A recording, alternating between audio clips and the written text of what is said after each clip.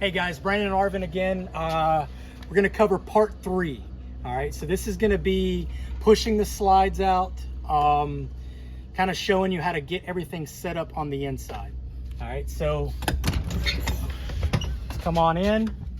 First thing that we're gonna do, and this is more of a convenience than anything else, but the motor coach comes with the ability to disconnect, if you will, this step that constantly goes up and down. All right, and that becomes more of an annoyance in my opinion, that if the step's going up and down all day as kids are going in and out, you can hit this switch here. All right, the switch here that just says step, flip it up and that step will stay down.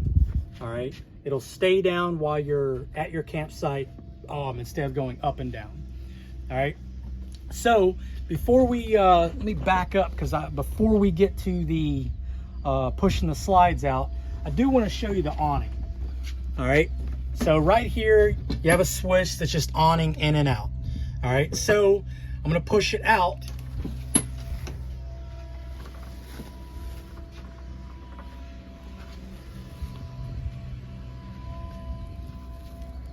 Now, something to keep in mind with the awning is that you do not want to overextend it. All right, so what I'm looking for is I'm looking for a seam right there.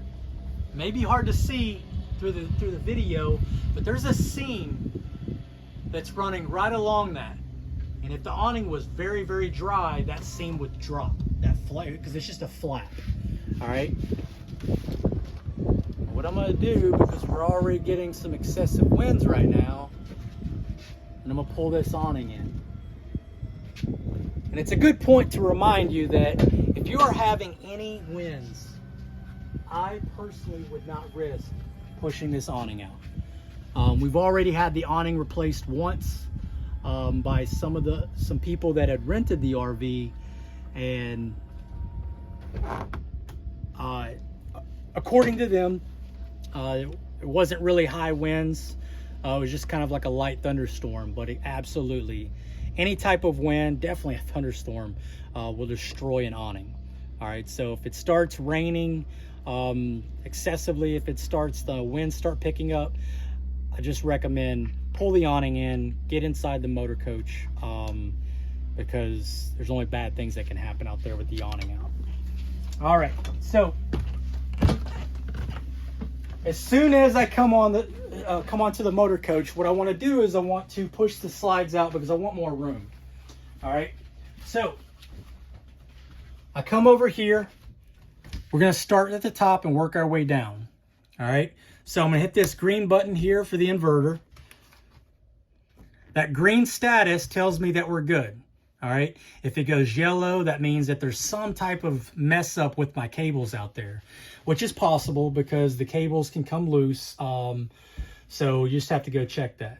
All right, if it lights up red, then there's an issue. You're not charging at all. There's no loose connection. You need to go fix that, or otherwise you're just gonna be running on your house batteries. All right, so coming on down here, first slide I'm gonna do, all right, because we're not gonna run the generator right now. All right, slide, extend, and retract. That is this slide right here. Now, before I get to the point to where I wanna use this slide, what's important, and I'm gonna show you why it's important, is that this driver's seat, all right, is pushed up enough, right, when the slide goes in and out. And you can see here what's happened, right, with, like, you know, rubbing upon the vinyl. You can see that if the driver's seat is pushed up against it, then you're gonna have problems, you're gonna cause damage. All right, now other thing with this slide, you do not want to push this slide out all the way. All right, in this particular model, there's an issue with the motor above that if it goes out all the way, then it will arc, all right, which will trip the relay and you won't be able to get the slide out. So your mark, what you're looking for, is the edge of this mirror and the edge of this cubby here. All right, now for those who are wondering, you would only get about 6 inches more space if you were like, you know what, I'm just going to push it all the way out.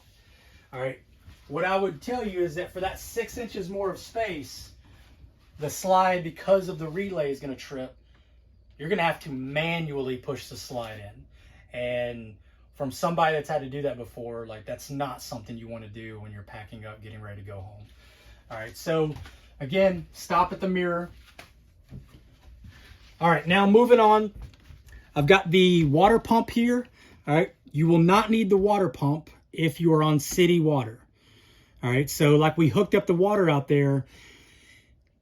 If you hit the water pump to turn on, then what's going to happen is going to put too much pressure in the hoses and you're going to pop one of them. All right, so this is for if you're only using the fresh water tank. All right, city water, it stays off. All right, water heater. You have two options here.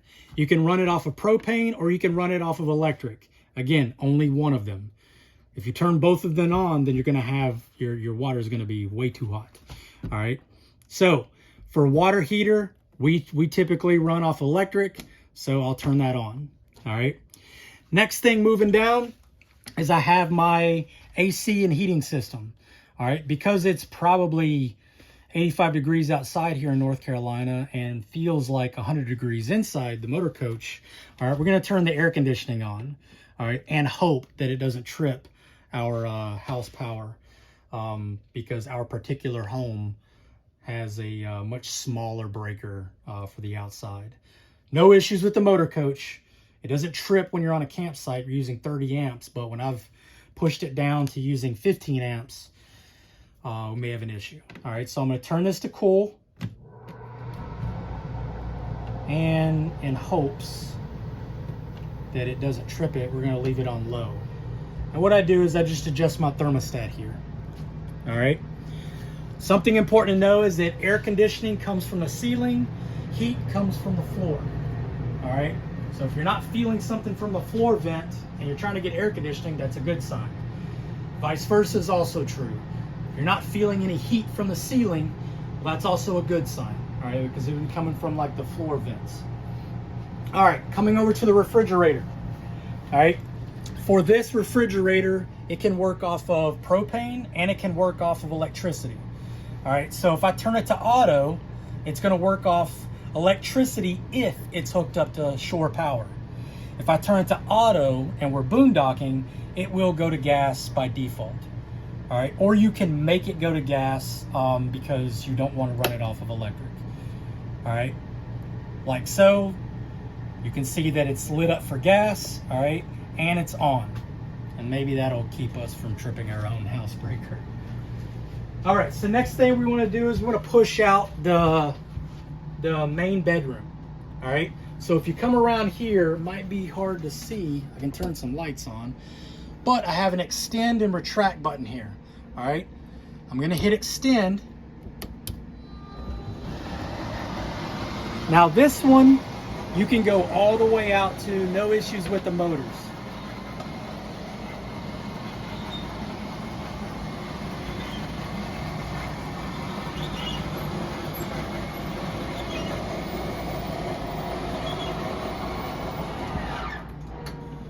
All right, so now you can see there's a lot more room in here, all right, which is really important whenever you want to start moving around within the motor coach. But as far as setup, that is all there is to is setting up the motor coach when you get to your campsite, as far as pushing the slides out, and now I can, you can see some, like, you can start using the motor coach. But yeah, after we get done with this video, I'm going to show you guys some of the features inside, but stay tuned. Thank you.